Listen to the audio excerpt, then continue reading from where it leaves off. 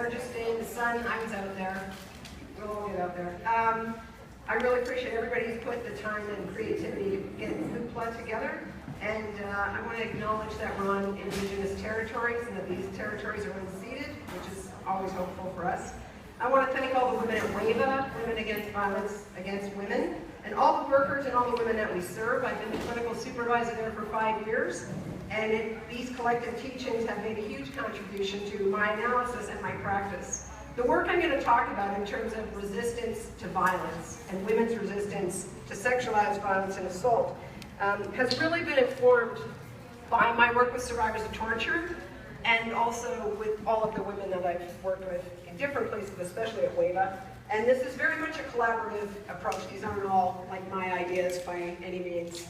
And I want to say just a caution to everyone that I'm going to be speaking about rape and women's resistance to rape and sexualized assault, and there's some rough language in what I'm going to talk about, but I'm not going to tell particular details of rape, but I want you to think about your own containment and your self-care while you listen to me, or you decide to not listen to me. I'm good with that for like the next 15 minutes.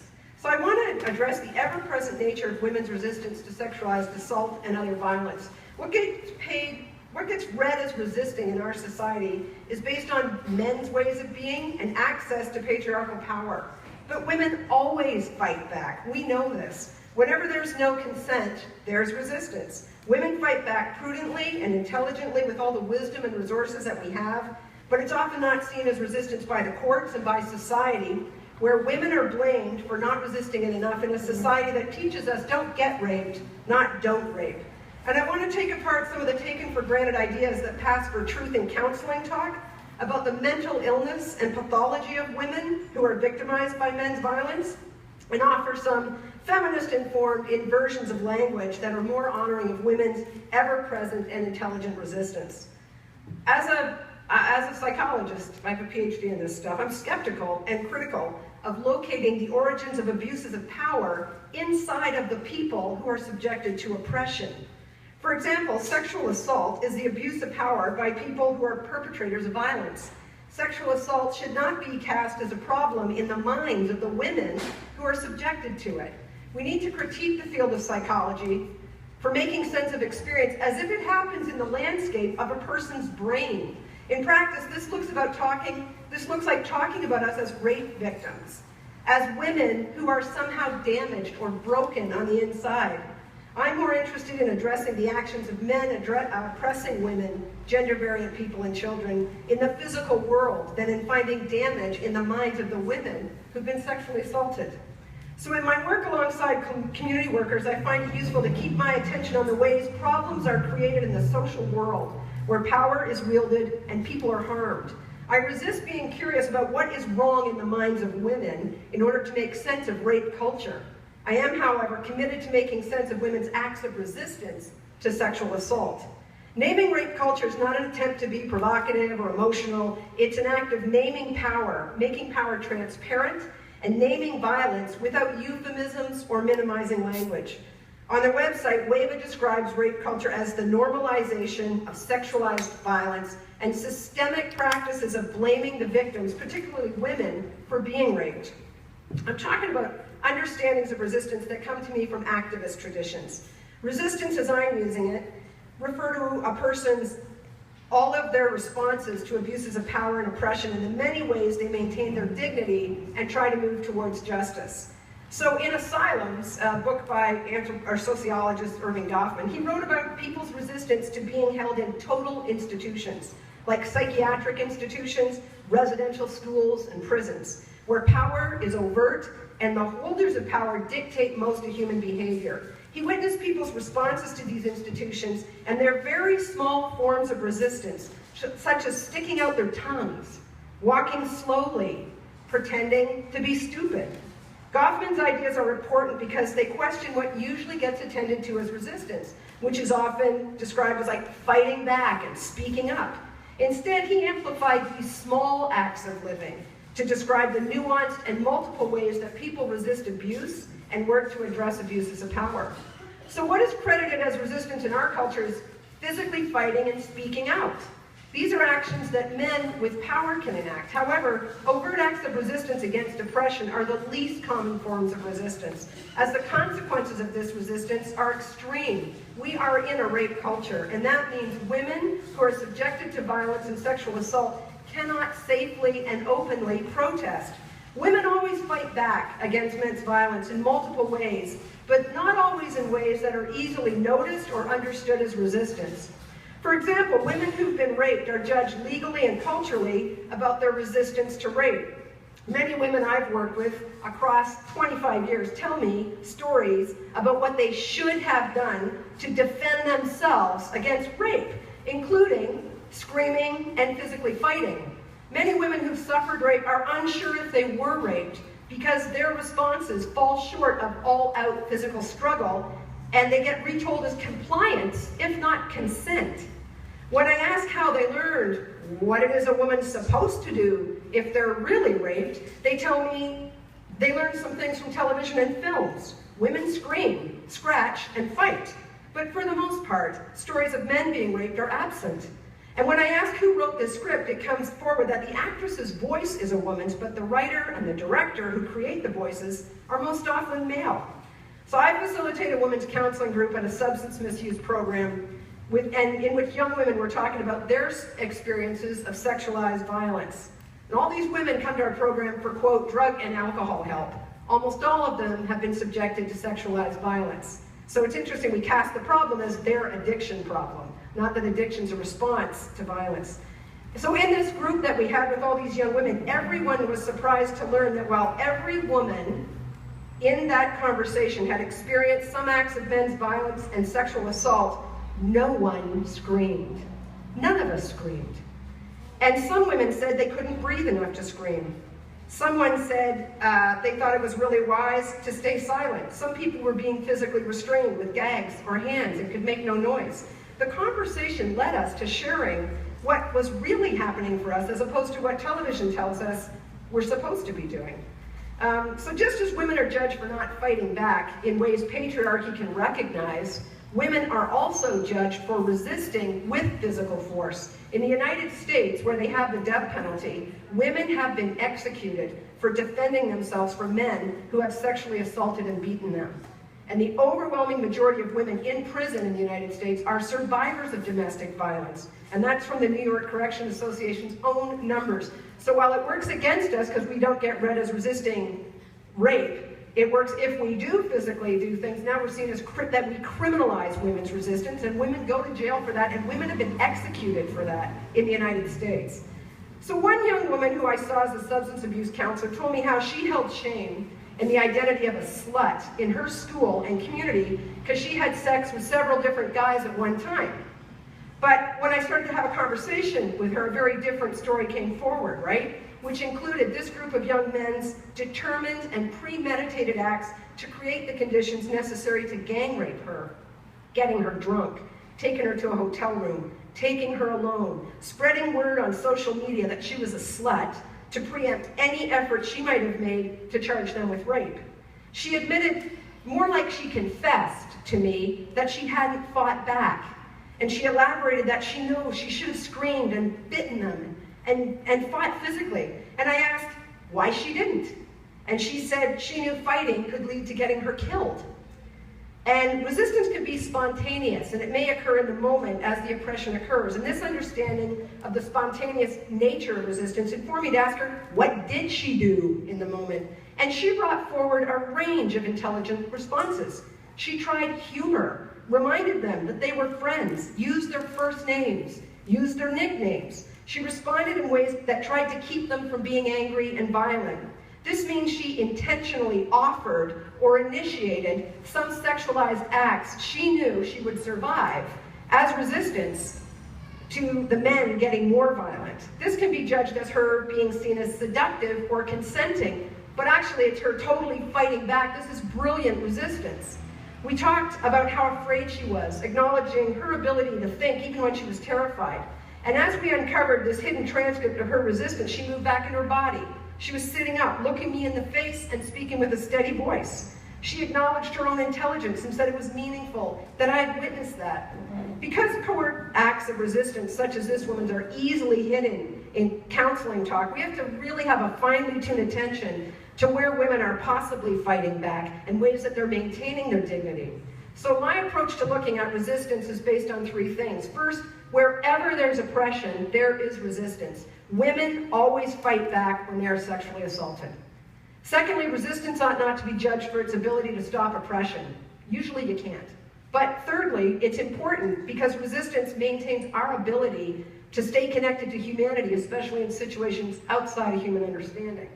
So we witness resistance not because it stops oppression and abuses of power, but because attending to resistance amplifies the woman's sense of autonomy and their attempts to keep a grasp on their own dignity. As counselors, we serve as witnesses to women's resistance despite the failure or the success of that struggle. And it's important not to fetishize resistance or get taken up with romantic ideas of resistance, as our collective purpose, women, men, and transgendered folks, is to promote possible lives of justice and end rape culture, not just to resist it. Resistance is often inadequate in terms of stopping sexualized assault. Acts of resistance, though, can maintain a woman's relationship with her own dignity and humanity, but it doesn't stop her from getting oppressed. So these kind of understandings from resistance have been really essential in my work. And I think that when we talk to women about how they resisted sexualized assault, there's always a hopeful place to go because women have always resisted. So I want to speak a little bit about language. And I want to quote African, Caribbean, Canadian poet activist Dion Brand. She says, "No language is neutral. Each sentence, realized or dreamed, jumps like a pulse with history and takes a side. Activism has inspired me to aim to use language in ways that resist abusing power and to avoid using language in ways that hold women responsible for their own suffering. Words don't kill, but language can create the conditions for violence. And language alone will not deliver a socially just society. We need to end rape culture. But we need to resist professional talk of things that happen inside the heads of individuals. The brain is involved in all of this. I understand that as a psychotherapist. But in my work, I hold this idea of the brain being involved alongside my knowing the brain is contained in a particular body that's moving in the world. And that body is gendered, racialized, colonized, classed, and judged across many domains of identity and is subjected to power. Oppression doesn't happen to women in their brains. It happens to women in the real world. And we need to name these forms of violence for what they are and not hide behind psychological talk of individual women as damaged, and we need to work to resist and transform rape culture. So two people I really like, Canadian, I guess they're therapists, Linda Coates and Alan Wade, write about language and violence, and they outline 4 ways that language is used to conceal violence, obscure the perpetrator's responsibility, conceal the victim's resistance, and blame the victim. So I'm going to use an example from my work as a counselor at that drug and alcohol program with young women. So this young woman was sent there for her substance abuse issues. Again, mystifying the fact that she was a victim of violence. So I was teaching a trauma course at the time, and I asked her if I could share her story because I thought it was so amazing, and she agreed to this. I wanted to get her more witnesses, and she wanted to help other young women who might have suffered from sexualized assault. So this is the story. This woman comes to me at a drug and alcohol center, and she tells me she's an addict. And she's been told by various professionals and others in her life that she's got to deal with her issues in order to get her life back from drugs and alcohol. Drugs and alcohol stole her life, right?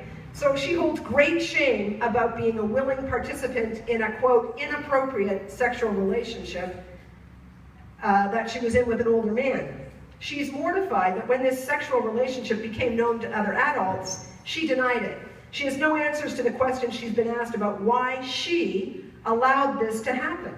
She's been told there must be something really wrong with her. In fact, she must be psychologically damaged, mentally ill, for her to be engaging in this kind of inappropriate sexual relationship.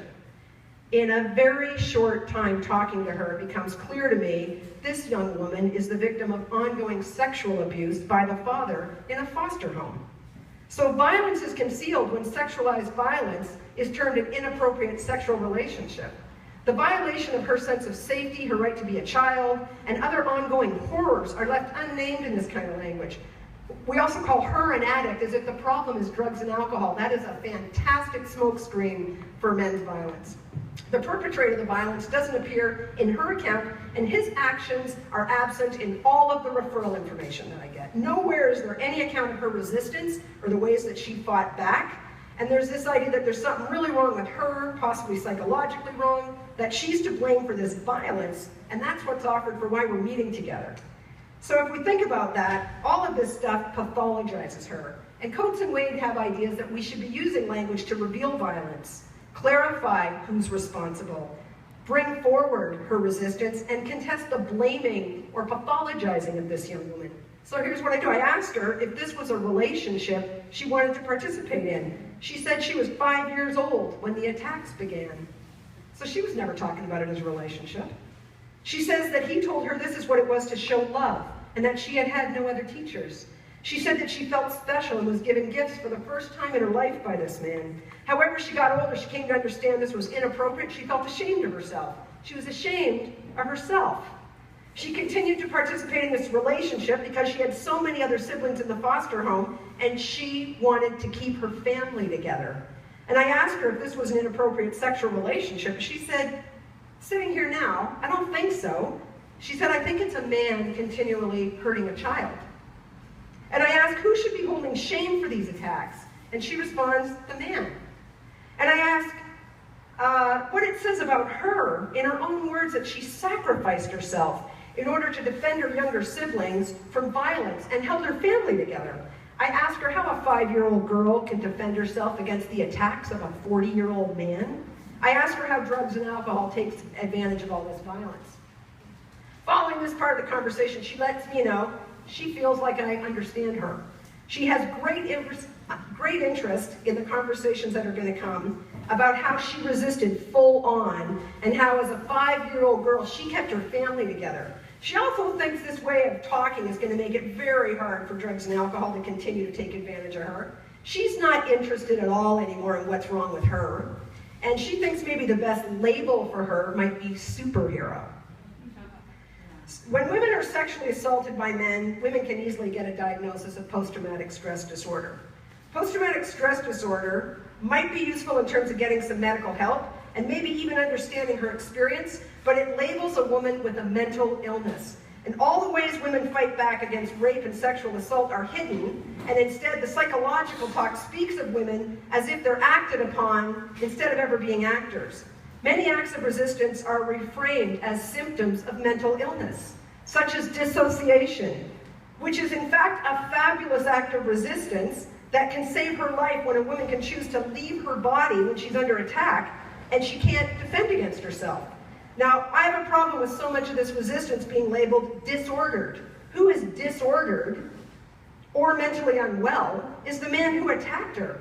But she's the one who gets a mental illness diagnosis and the stigma that comes from that. I'm not suggesting that all these ways are working for her now or that they're preferred ways of being, but I'm advocating for honoring this as resistance and not pathologizing these as symptoms. Some workers talk about these responses not as post-traumatic stress disorder, but post-traumatic stress amazingness. And we also speak about things different than vicarious trauma. What about vicarious resistance? What about the ways all these women we work with amaze us and encourage us and hold us up, as opposed to accusations that working with women who have suffered rape is going to burn us out somehow?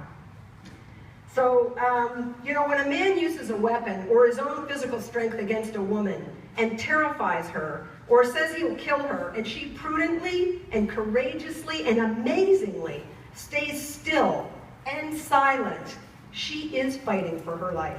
This is what feminist-informed readings of resistance to sexual assault can look like. It's not fighting back, and it's not consent. Thank you.